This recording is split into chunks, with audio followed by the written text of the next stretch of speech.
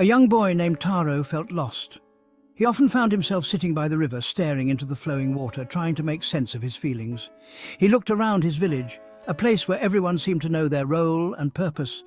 The farmers grew rice, working tirelessly from dawn till dusk, their hands and feet moving in a rhythm that spoke of years of practice and dedication. The fishermen brought food from the sea, their boats returning each day with the bounty of the ocean, providing sustenance for the entire village. But what was his purpose, Taro wondered. He felt a deep sense of uncertainty, a void that he couldn't fill. Taro often sat by the river, watching the water flow. The river seemed to know where it was going, unlike him. He felt like a leaf, adrift in the current, carried by forces beyond his control, with no clear destination in sight. What am I meant to do, he wondered. His heart was heavy with questions, and he longed for answers. He yearned for direction, for a sign that would point him towards his true path, something that would give his life meaning.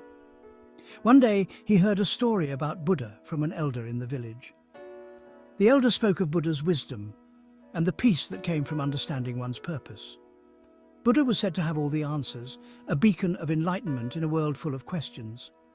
Taro decided then and there he would find Buddha. He would seek the wisdom that could guide him. He would ask for guidance, embarking on a journey that would take him far from his village, into the unknown. He would discover his purpose. With a heart full of hope and determination, Taro set off, ready to face whatever challenges lay ahead, in search of the answers he so desperately needed. Near Taro's village was a pond, filled with lotuses. Their petals were a vibrant pink, a stark contrast to the muddy water from which they grew. Taro found himself drawn to their beauty. He sat by the pond, watching the flowers. A gentle breeze rustled their leaves, and Taro thought he heard a whisper. Even in the mud, it seemed to say, "We bloom." Taro pondered these words. The lotuses, despite their murky beginnings, reached for the light. They bloomed with grace and beauty. Taro felt a surge of hope. Perhaps he too could rise above his current struggles. With newfound determination, Taro packed a small bag. He had been dreaming of this moment for months, ever since he first heard the stories of the enlightened Buddha. The tales of wisdom and peace had ignited a spark within him, a desire to seek out the truth for himself. He filled it with rice cakes and dried fruit, the essentials for his journey. Each item he placed in the bag was a symbol of his preparation and resolve. He knew he would need sustenance for the long road ahead. He knew the journey to find Buddha would be long and arduous, but he was ready. The distant horizon called to him, promising both challenges and revelations. Taro felt a mix of excitement and trepidation, but his determination overshadowed any fear. He told his parents of his plan. They listened intently, their faces a mixture of pride and concern. Taro's voice was steady as he explained his reasons, his desire to seek enlightenment and bring back wisdom to their village. They were worried, but they saw the fire in his eyes. They knew this was something he had to do, a calling that could not be ignored. Their hearts ached at the thought of him leaving, but they also felt a deep sense of pride. They hugged him tightly and wished him well. The embrace was filled with love and hope, a silent promise that they would be waiting for his return. Taro felt their support, and it strengthened his resolve. And so, Taro set off. The path ahead was lined with trees, their leaves whispering secrets of the forest.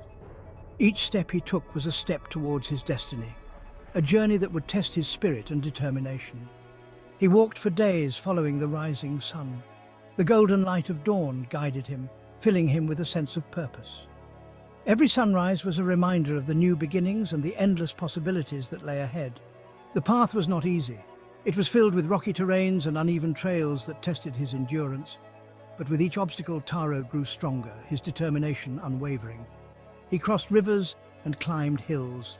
Each river he crossed was a testament to his perseverance, each hill a symbol of his rising spirit. The journey was physically demanding, but Taro's heart was set on his goal. But Taro never lost sight of his goal. His eyes were always fixed on the horizon, his mind focused on the teachings of Buddha. The image of the Enlightened One was a beacon guiding him through the toughest moments. He carried the image of the lotus in his heart, a reminder to keep striving. The lotus, a symbol of purity and enlightenment, was his constant companion. It reminded him that even in the muddiest waters, one could bloom with grace and beauty. Along the way, Taro encountered many distractions. He met merchants selling sweets and toys. He saw children playing games in the streets. For a moment he felt a pang of longing. One day he came across a group of musicians. Their music was lively and joyous. Taro found himself tapping his feet, caught up in the rhythm. He almost forgot about his quest. But then he remembered the lotuses. He remembered his purpose. Taro knew that true fulfillment lay not in fleeting pleasures, but in pursuing his goal. He thanked the musicians for their music and continued on his journey. Section 5. Shadows of Doubt. As days turned into weeks, doubt began to creep into Taro's mind. The journey had been long and arduous, and the path seemed never-ending. He had been walking for so long, yet Buddha seemed no closer. Each step felt heavier than the last, and the horizon always seemed just out of reach. He started to question himself. Was he on the right path? Was this journey even worth it? What if I never find him, he thought. The uncertainty gnawed at him, making every decision feel like a gamble. What if I'm not meant to find my purpose? The thought was paralyzing, casting a shadow over his every move. Exhausted and disheartened, Taro sat by a stream. The gentle flow of water seemed to mock his turmoil. He looked at his reflection in the water. The face staring back at him was weary, lined with the marks of countless struggles. He saw the weariness in his own eyes. The journey had taken its toll, both physically and mentally. For a moment he considered giving up. The thought of turning back, of abandoning his quest, was tempting. But then he remembered the words he had heard at the lotus pond. Even in the mud we bloom. Those words echoed in his mind, a beacon of hope in the darkness. He realized that doubt was just another obstacle to overcome. It was a test of his resolve, a challenge to his spirit. He had come too far to turn back now. With renewed determination, Taro rose to his feet and continued on his path, ready to face whatever lay ahead. Section 6. Wisdom on the Mountaintop. Finally, after weeks of travel, Taro reached the foot of a tall mountain. Legend had it that Buddha resided at its peak. With renewed vigor, Taro began his ascent. The climb was treacherous, the path was steep and rocky, but Taro pushed himself, fueled by his unwavering determination. He knew he was close to his goal, and then, as he reached the summit, he saw him. Buddha sat peacefully under a Bodhi tree, a serene smile gracing his lips. Taro had reached his destination. Section 7. The Journey's True Meaning. Taro bowed deeply before Buddha, his heart filled with reverence and anticipation. He had so many questions, so much he wanted to ask. But before he could speak, Buddha spoke. "You have journeyed far, young one," Buddha said, his voice calm and soothing. "What have you learned along the way?" Taro thought about his journey, about the challenges he had faced and the lessons he had learned.